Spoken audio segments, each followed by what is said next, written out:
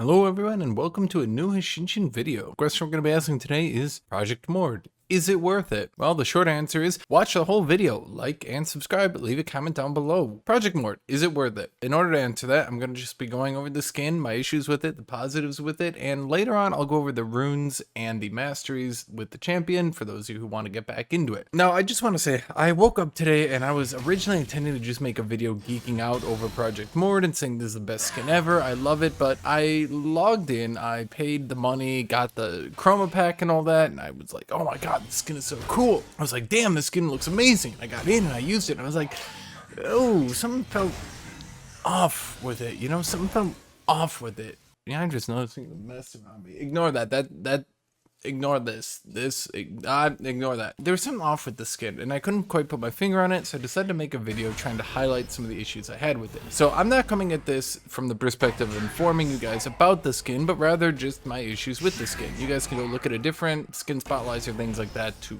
you know, see the skin in depth. So I have a few issues with the skin. I'll go over them in order. First, his Q doesn't change the visual effect with your chroma. That means it's always going to be red. If you have a blue mace, red. If you have a purple mace, red. I don't actually know if one of them is a purple mace. But anyway, it doesn't change with the chroma. That isn't a huge issue. You probably won't even notice it in the game, but it's just one of those minor nitpicks I have. Second one is the W is far less cool. Instead of the double chest bounce that it has a single one and it's much less loud. And the visual effect when you end it just isn't as great. The footsteps also don't match the skin. There's still the ones as if he's wearing the suit of armor.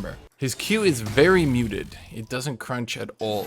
I could go over this a lot more and maybe I should, but his Q it doesn't have a crunchy sound effect. You can see on the old skin, the new skin, the sound effect is far different and I just feel there's clearly an issue here. And I noticed it when I started to play games, because I was originally going to make the video, but then I decided to play some games before making the video, and when I played these games, I noticed that there was just something wrong with it, and I could practically not even hear it in team fights, and it became more and more an issue as I played with it, and it kind of started to really, there's something about the crunchy effects on Mord's Q on the single target that really lead to me liking the skin. His Control 3 doesn't guitar. Now, just to be clear, that means that when you spam Control 3, it does a sound effect, and he currently does not do that with the new skin. I'm not saying that it's a terrible sound effect, it's different, and it's okay that it's different, it's not the same thing. So if you want to use a skin and you want to spam his guitar, you can't do that, you'll have to use a different skin. The last thing is I never once noticed a city in his ult when I was playing him. No matter how many times I played the champion, I never noticed his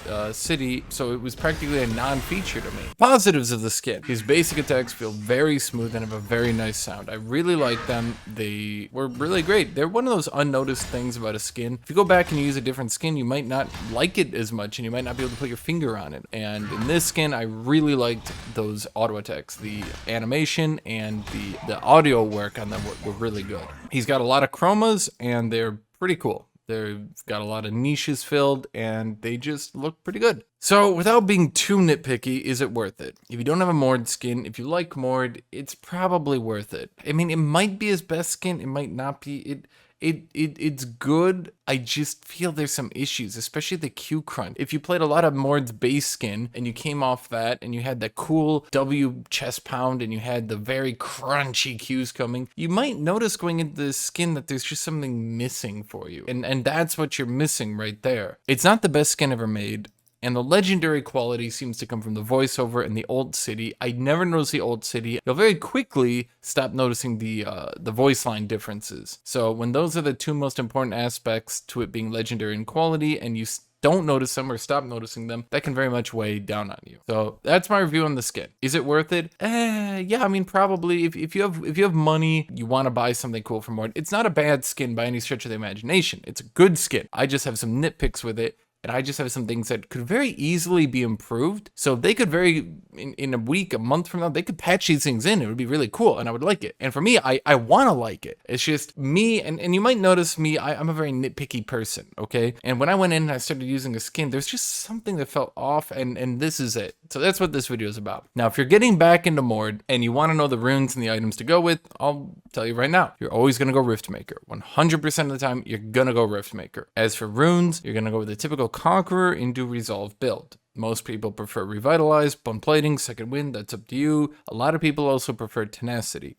double damage or 1 attack speed rune. That's up to you, but I think most people prefer double damage. So that's pretty much the video. Thank you all for watching, liking, subscribing. I appreciate you guys a lot for sticking with me and for watching all these as I learn on the way. So thank you, everybody. Thank you. Have a great day. A special thanks to my Patreon members, especially to Armorian, the only member of the Super Cultist tier. Amaru, Blazing Rock, Luke Robinson, Nitro Muffins, Naxura, Eneroy, Ray, Destroy, Ben, Charlotte, Daniel Fiala, Dave Peeve, Dabzi Mew, Ecliptor, Calfo Zeramo, Lalzar, Louis Moore, and Maruner. Thank you, everybody, and I hope you continue to support me.